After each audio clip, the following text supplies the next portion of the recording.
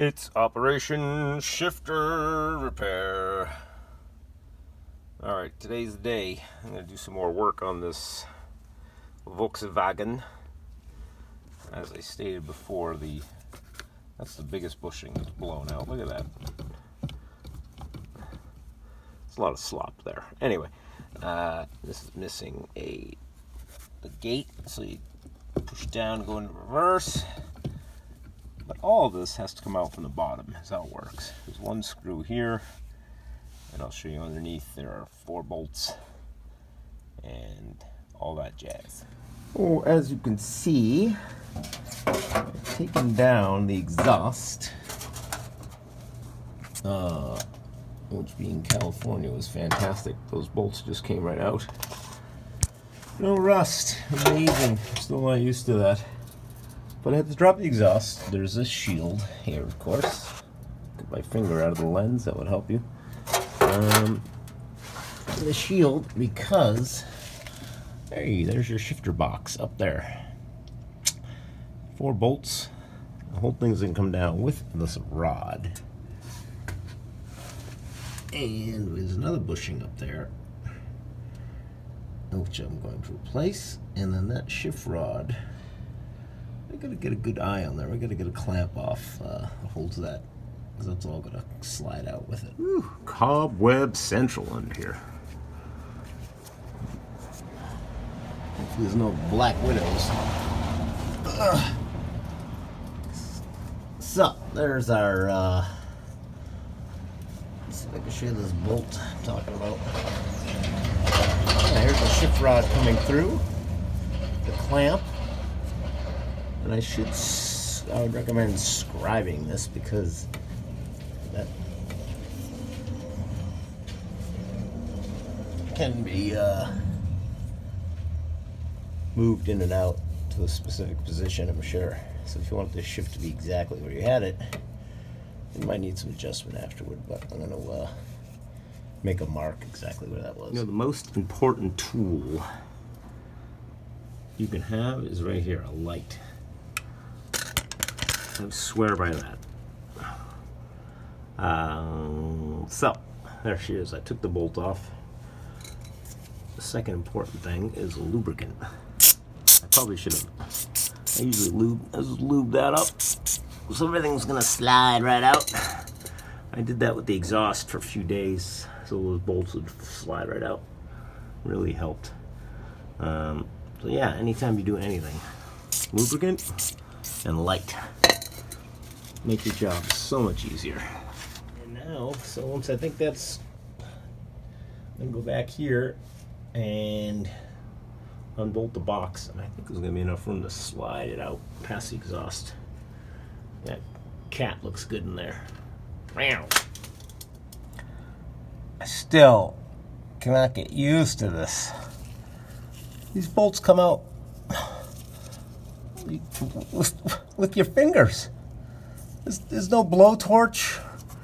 If this is New England, or you guys in the South here and the West, you got it made. I would have stayed working on cars another 20 years if I knew it was this easy.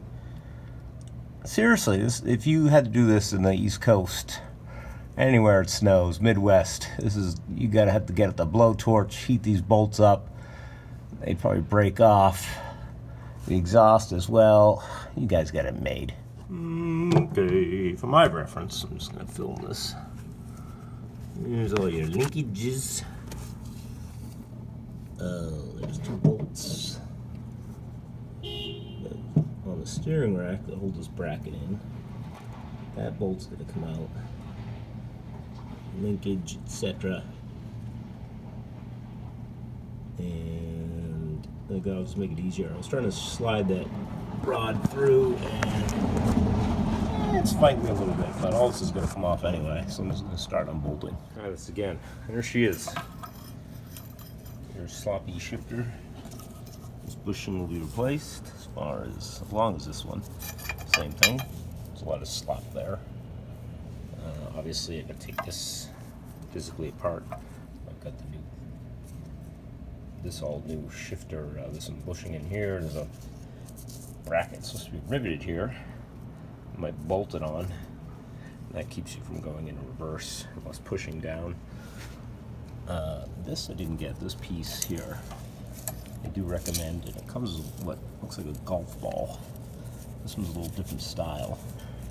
It appears to be in good solid shape. These bushings will be replaced. There's this bushing.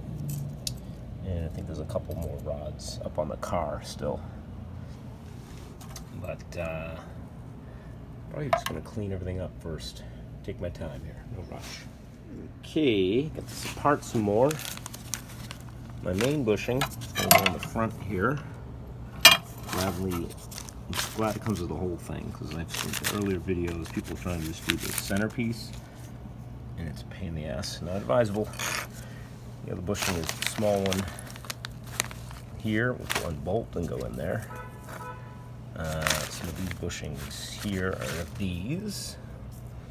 Like I said, the other ones are up on the car. This piece I have here, and the base down in there. This I'm going to go look at online. I think this might be broken. It's either broken or really worn. And that's going to definitely affect some slop.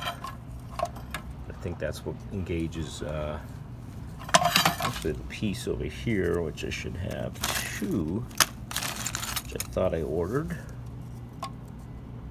I'm gonna find out where that is, but there's all the broken bits there, some old bushing there, but definitely needed all this stuff.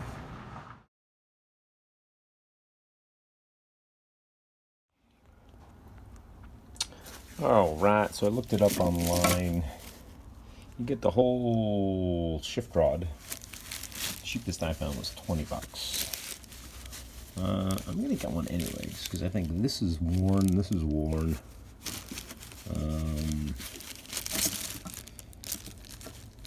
I know that's your part of your gating, to keep it in reverse and whatnot. Man, what I really need is a parts washer. I really miss having a parts washer, like commercial grade. I think what I'm going to do, I got a bucket. The restaurant near me had left it outside. It had pickles in it. Pickles are quite nice and vinegary and smelly. Actually, vinegar is a good cleaner, so I might just put everything in there. I've done vinegar in the past, but another good one is pine sol. So I might just put everything in here and soak it in pine sol. It's a great degreaser. You get pine sol on your fingers, in a minute you're dried out and wrinkly. It's really good. So I'll let you know how that goes. Anyone else have any ideas for a degreaser without killing the earth? That's the trouble. You can't dispose of anything. So pine sol, you can put that down the drain.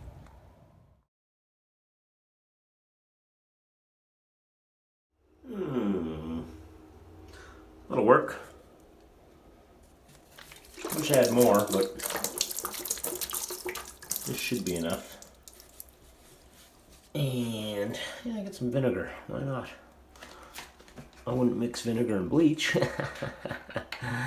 Don't do that, kids. You'll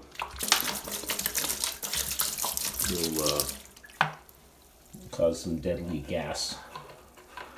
So what it is, vinegar and bleach? I think it's vinegar and bleach. Anyway, some hot water. Soak it for quite a while, should be good. 2 minutes. 2 minutes in, it's already working. A lot of crap in there. Ugh.